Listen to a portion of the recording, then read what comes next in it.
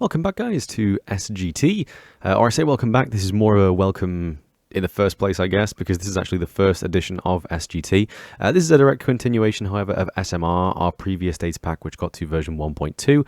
I have since decided to combine all three of our existing data packs, so that's modified recipes, universal bamboo, and the sawmill add-on, into one giant resource pack that includes loot tables, functions, and a whole load of recipes that you want to check out for sure.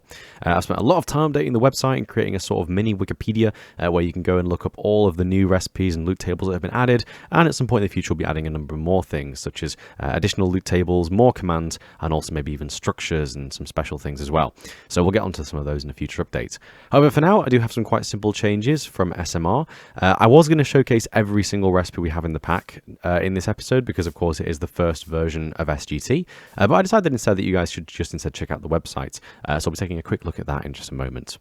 So first of all, there was a recipe in, obviously a few months ago, where you could blast stone into cobblestone. This was part of the ex nihilo blasting thing, where you could go stone, cobblestone, cobblestone gravel, and gravel sand. And it basically meant that if you had an excess amount of cobblestone, you could convert it into glass eventually.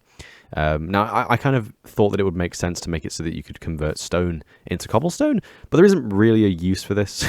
I think it's kind of a pointless thing to have in the pack, so I've just simply removed it, because it just seemed a bit odd. So there you go. You can no longer blast stone into cobblestone. I'm sure everyone will be really upset about that one.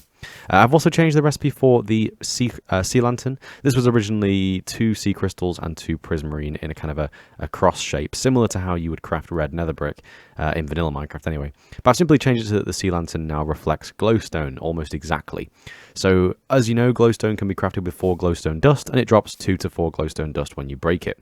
Sea lanterns now interact in the exact same way. Sea lanterns are crafted with 4 sea crystals, and they drop 2 to 4 sea crystals when broken. So I've actually changed the loot table for this block, as well as the recipe for it as well, which is an interesting new frontier. For magma blocks, I've now changed it so that it's almost like a diable block, where you take 8 netherrack and 1 lava bucket, and you'll get 8 magma blocks at the expense of the lava. This is an interesting change, because obviously the original recipe for magma is just simply 4 magma cream, and as much as I understand why it would be that, because it's magma block, magma cream, it sort of makes sense. In my opinion, that recipe is a bit strange. Like, there is no reason for that to be the way it is. So instead, if you look at the block here, this texture in between the lava is actually netherrack. Granted, it's the more modern netherrack from, Minecraft 1.14 plus, without the programmer art. But still, it is technically netherrack with lava in between it. So that's simply what I've made the recipe reflect. 8 netherrack, 1 lava bucket, and you get 8 magma blocks as a result. I've also taken this same logic and applied it to the red nether brick. This is the same, of course, as the dark prismarine. Dark prismarine is now crafted with 8 prismarine bricks and 1 black dye. I've made it so it's the same thing with red nether brick. Red nether brick is crafted with 8 regular nether brick and 1 nether wart. I was considering making this a tag so you could use either red nether wart or red dye, but I figured the nether wart kind of gave it a more unique feel and made it so that it was more nether reliant, if that makes any sense. And finally, before we take a look at the website, I just want to show you guys a few things about bamboo. Bamboo is a rather interesting one. For a while now, universal bamboo has been in the pack, and we've been able to grow bamboo, chop it down, and use it in place of sticks. I have simply changed this, so it's working a little bit differently now. And I've just realized from breaking those that I actually need to do a few things. So if I do game rule, is it just tile drops? Do tile drops. True, perfect. I promise you I can type better usually, it's just my microphone's in the way. But yeah, so in other words, with saplings of bamboo, there are some quite interesting rules. It turns out the sapling loot table is entirely different to the bamboo loot table, which is really helpful for me because it means that I can actually use this to my advantage. Obviously, with bamboo being usable in place of sticks with the universal bamboo add-on, if you haven't seen that one, I recommend going and watching the original video for a brief explanation. But essentially, any sort of bamboo shoot, so this thing right here, can be used in place of sticks. So, for example, if I had coal, if I just give myself some coal, give Skaliber some coal, I could use bamboo and I could use coal, and that will get me 4 torches. So bamboo can be used in place of any stick in the game, just like so. But obviously what I wanted to do from that point onwards is kind of nerf bamboo a little bit, because bamboo originally can be crafted like that to get you 1 stick. I've removed this recipe because, of course, it's completely useless now because you can just use bamboo in place of sticks. So instead, this kind of makes bamboo doubly as valuable, if that makes any sense to you guys. So I wanted to make it so that bamboo only drops half as much. But the problem with it dropping half as much is that if you break this bamboo, surely that means there's a chance that you won't get the original sapling back. But it turns out the original sapling actually has its own loot table. So you will always get the bamboo back when you break the loot table, which is really, really nice. Now, this is a good point for me to showcase a few other things that we have in the pack as well. I've actually since added some functions. So if we do function Skaliber buff, this will give us a number of perks. This will give us, I believe, 3 potion effects. So we get speed 2 for an infinite amount of time, strength 255, which is the maximum strength for an infinite amount of time, and also haste 255 for an infinite amount of time. This is just a really helpful feature for if you're playing in creative mode. It means that you can one-shot mobs, and it means that you can break items incredibly quickly, as you can see there. And again, it's just really helpful to be able to do things in creative a little better. So you can see I can break the bamboo really fast and showcase that it's not going to fail. It's always going to drop a piece of bamboo, which is really nice. If I give myself some bone meal, this is like a throwback to the old days of having to type everything out in Minecraft, isn't it? There we go. So I can actually grow these bamboo shoots to maximum height, and we can do a few fun things with these. So there you go, got these 2 bamboo shoots to the maximum height. From the height of those right now, you'd expect me to get about 20 and 40 bamboo. But like I said, I've halved the drop chance. So if I break these, they will not drop all of the bamboo shoots, and we will only get about, well, I don't know, yeah, I was on 55 before, so we got about 10, basically. So there you go. So we got about 10 to 12, I think it was, bamboo there, which checks out perfectly. So bamboo now only drops 50% of the time, but only when it's fully grown, not when it's a sapling. So a really nice feature to have. The only other function command that we do have is actually called creative mode. So function Skaliber creative. This one's just simply a new function that you can use when setting up a brand new creative world. So if I go into creative mode, now, I'm going to have to simulate this because this is usually what happens. Usually when you spawn into a new super flat world like this, you're so low down that slimes can actually spawn in slime chunks all by themselves. If you're wondering why that's blue, by the way, it's from my resource pack, Skir. So you might want to check that out if you are interested in having some different textures. But yeah, so when you usually spawn in a creative world, it's usually so low down that you will have slimes spawning everywhere. And when you go into a new creative world, there's usually a number of commands that you want to actually execute as well. So I'll spawn a few slimes to showcase this. Now, if I'm to execute this command, what it does is it first of all turns off spawning for mobs entirely. So passive mobs can't spawn, aggressive mobs can't spawn, and it also makes a point of killing all of the slimes as well. We're also going to kill those pillagers over there, unfortunately, but that's just a side effect of the thing. So if we do game mode, creative mode, oh no, sorry, function Skaliber creative mode, then it's going to kill every single mob on the server, including slimes, in a 3-part sequence. So every single slime that was spawned there dies. Even those slimes, of course, split into 1, split into 2, and then finally the tiny ones die. And I've actually just realized that the function's actually set up to only specifically kill slimes, so that's good. So there you go. So there you go, we have a number of functions that have been introduced to the pack now. I realise that explanation of Skaliber Creative isn't probably a great one, but there you go. Skaliber Creative does actually run a number of commands to set up a creative world perfectly. So things like don't do weather cycle, don't do daylight cycle, set the time to 6,000, don't do mob spawning, don't do tile drops, and a number of other things as well. Just kind of setting up a creative world in a perfect condition, if that makes any sense. So anyway, to show you anything else that we've added to the pack, the new SGT pack, I'm actually going to have to go over to the website. So I'm going to pause the recording and I'll see you over there in a moment. So if we head over to my website here, you'll see Skaliber's projects and the number of top tabs, and also the most recent video I've posted, which I feel like is worth watching. So this was the test of whether or not I can record VR for the main channel on my secondary channel, Skaliber 2. And if we scroll down here, you can see there's a welcome sign and there's a few little links to common things. So we've got Skir, Minecraft, and Star Wars. But if we go over to the Minecraft tab on the top here and scroll down to datapacks and then go to SGT, which is the only one that's not listed under discontinued. Obviously, we have modified recipes. That should load in a moment. There's supposed to be an image here. I feel like the page is still loading, technically. There it is. Okay. That's kind of annoying, but there you go. So there you go. We have the 3 previous packs down here. We have modified recipes, universal bamboo, and the sawmill expansion. And these have now all been combined into gameplay tweaks, or SGT. So if you go on to explore and look onto this page, you'll see a number of different features from SGT. It's going to take a minute to load up this page because there are quite a number of features on it.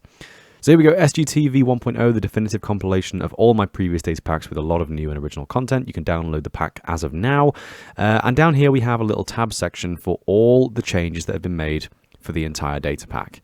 So I've split these up into about 8 different categories. We have original recipes. You can see a brief explanation of my reasoning here and an explanation for each individual change. So we have the saddle, horse armor, name tag, leather on a campfire, cooking red sand into red glass. The list goes on. Every single recipe that I've added into the game through this datapack is now listed on here. So we have more chests, more sticks, nether bricks into a flower pot, uncrafted clay, and again the list goes on. Every single change that I've listed is listed on here. The sawmill module is also given a brief explanation. I also made this tier system as well, so you can see all the different blocks that you can craft from each tier of wood. So obviously the 6-sided bark, the log, the stripped 6-sided, and the stripped 4-sided, and you can see what things you can craft from each of those. Down to the perfect value as well. We have bamboo, again, a brief explanation of how the bamboo works and the difference between scaffolding and regular sticks, and also a brief explanation of how the 50% drop chance works, so that you don't always get bamboo from breaking bamboo blocks. You always get them half of the time, or roughly half of the time. We have logical recipes. I've actually written a very, very long explanation as to why I did a lot of these changes, because I feel like it's justified. But a lot of the changes under this section, logical, are a bit weird. We have stone cutter and crafting. We have obviously the blasted stone bricks. We have chiseled block variants, glazed terracotta being crafted in the stone cutter. There's quite a number of things. And again, things like this specifically, glazed terracotta being crafted in the stone cutter. Stuff like that is so incredibly niche that I feel the need to include it in the pack. Obviously on this website, because it means that if people are confused, you know, why won't my terracotta be glazed? Why can't I cook it in a furnace? They can go to the website, look under this section and see, oh yeah, it's crafted in the stone cutter. So that's kind of the main reason why I've made all this, just to make things a little bit easier for you guys if you do want to see all the full list of changes. Of course, we have balancing, so we have the stair math, fair crafting, red nether brick and magma blocks, as you can see here. The fact that the crossbow recipe has been removed, which I think is a new one, maybe. But yeah, there you go, crossbow recipes were removed. And finally, we have quite a long page about all the loot tables. So we have the mushroom, the iron golem, the snow golem, the turtle, and the shulker. And of course, we have the loot tables that have been removed. But some new ones I wanted to go over, and the reason why we're on the website right now is because I have completely revamped the raid rewards, and again, it's broken. Unfortunately, Weebly is a bit broken. There should be a picture of a pillager here. Let me see if I can fix that just quickly. Okay, if I reload the page, it should now be fixed. I don't know why that happened. Unfortunately, you know, Weebly can be a little bit unhelpful sometimes, but still. If I go over to loot tables and scroll down, we should now see, there it is, the pillagers. That's the image that's supposed to be there. So we have a number of different raid rewards now. So there are a number of things involved in a raid. So obviously we have pillagers, vindicators, witches, ravagers, evokers, and a number of other things that can spawn in based on what data packs you have installed. And usually you get quite basic loot rewards from them, but I wanted to make them all a little bit more universal so that there was kind of a theme going with every single thing involved in a raid. So now you will get emeralds from every single player involved in a raid, which is really nice. It means that you'll generally get more emeralds, but you also get a lot more loot otherwise as well.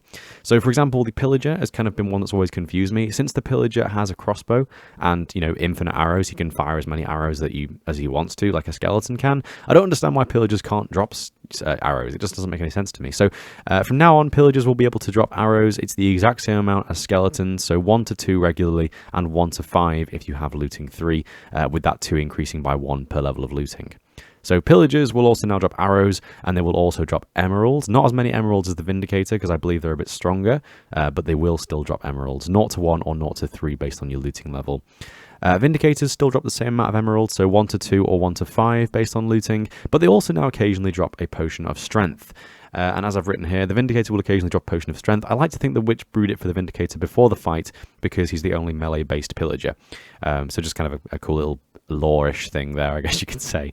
The Witch loot table has been changed a little bit. It's more or less the same as it was before, with the very large number of drops and obviously a number of pools that it can pick from. But I've also just added emeralds, but the emeralds are actually an entirely separate pool of loot, so it will more often than not drop emeralds and then still pick items from this other loot table with glowstone, sugar, redstone, spider eye, gunpowder, stick, and also a bottle.